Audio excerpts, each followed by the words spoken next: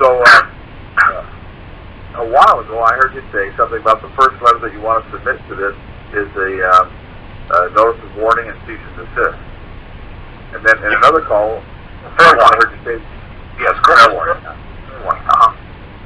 But then on another call, I thought I heard you say the very first letter that you want to submit them is like a private letter to negotiate privately or to settle the matter privately. If you did something, yes. So my question is, not if they did something wrong, but if you did something wrong, right, it's a different sequence. You don't give myself that warning if I did something wrong, you see what I'm saying? yes. Okay. Yeah. So my question is when we first heard you say the fair warning, we sent that to the prosecutor.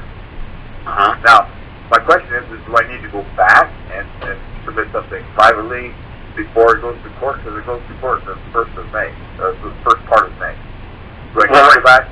Is this still specifically for that webcam? Yeah. Okay, good. It's Yeah. Traffic situation.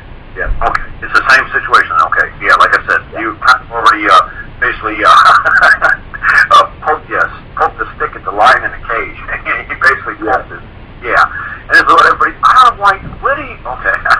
There's some gurus on these radio shows basically tell you guys to poke these guys, you know? Because I certainly don't. I always say, hey man, be just the sweetest pie to these people. You know, and just, so let me see, if I already poked a stick at this guy and threatened him, how would I do this? Wow. What was your basically fair warning thing? It basically says cease and desist. What did it basically say? Basically, just said, hey, I'll give you fair warning to cease and desist. It's pretty nice. I'm not harmed anybody. If you believe I have, then please bring him forward. Okay, that's good. And then, if you don't cease and desist, then I'll take you to court, or I'll file my own process or something. Yeah. You didn't go start saying about any living, breathing soul, man, right to exist, Constitution. You didn't go too nutty on them, did you? No. I basically followed exactly what you were saying, and you didn't go nutty like that, so I don't think I did either. All right, that's good. So, like you said, you can say, well, you know what? You know, a lot happened to me that day. I'm sorry, I was very stressed out.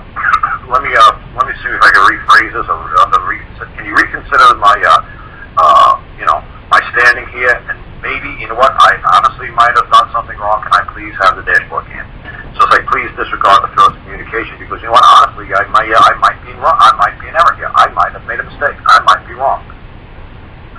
You know, it's like now that I have time to reflect on it, I have a little time to calm down and relax, and I'm not as stressed out. You know, can I then do the letter that I basically said? You know, like I said, this show's being recorded, so if you don't really remember what we said, I think you're probably right around the 2 hour. Your part is going to be 2 hours and 23 minutes, so right around the 2 hour 20-minute mark. So that way you can skip through all the other nonsense and just go back to what I just said earlier. So I don't have to repeat myself. You can bet I'll do that, but go ahead. Okay, then there you go. Is there any other question? That's not all. Well, along with that, then, if I were to submit that and request and say something like, I would still like to have more time, because I haven't expired or what's the phrase? Stay proceeding. Extend more stay, but I haven't went through all the private, remedies or the what do you call it? Exhausted. There we go. Exhausted. I haven't exhausted the remedies yet. I haven't exhausted. Okay. You see? This is what I'm basically going to do for folks in Idaho who pulled up very early today. This is basically what I'm going to do, because I told them that they called the tune when they signed the contract with the credit card company. So you called the tune when you accepted the citation. So yes, you're all basically going to be asking to stay the proceeding.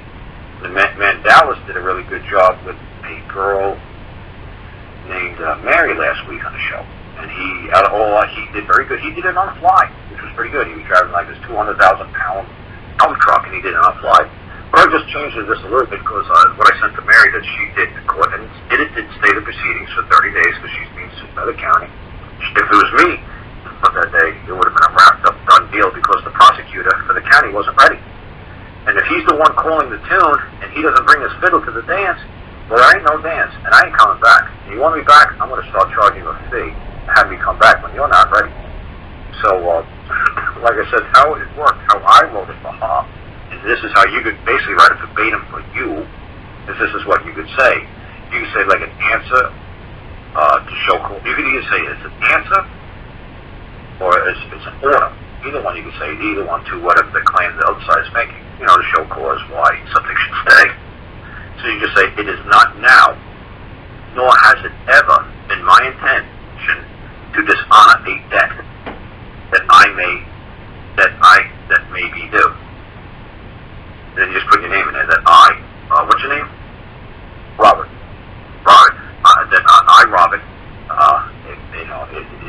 is due. This is what you're basically saying. So it is not now, nor has it ever been my intention to dishonor a debt that I, Robert, may owe, that is due. And then all you have to say is, and then the next sentence you just have to say is, I place an order to court to stay these proceedings for 90 days. They'll probably give you 30.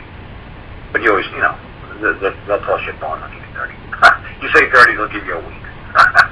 So you say, I place an order to court to stay these proceedings for 90 days, as that I, Robert, may exhaust all administrative remedies in accordance with law. And then respectfully, Robert, signed on this date, blah, blah, blah. There you go. And you send it over to the other side. And you give it to the clerk. You give her 2 copies, and you make sure that she stamps it, all 4 copies, and then you walk over to the county or whoever is prosecuting, the county prosecutor or the DA, district attorney, whatever you have in your town where you live. You live up by Logan or Salt Lake City or Mesquite? Yeah, Salt Lake City. Yeah, Salt Lake City. I know like Beaver. I've lived out there, so I know that area real well. And they're kind, gentle people out there. They're not going to give you a hard time. They're gonna let you exhaust their administrative remedies in accordance with the law. So I'll send you something simple. I'll send you the order. It's 2 sentences long. It's simple. Just send me an email, and I'll send it back. Just say, on the subject line, just say Salt Lake City, Utah, and I'll know who you go. Okay. All right? So that's it. Thank you. Oh, no problem.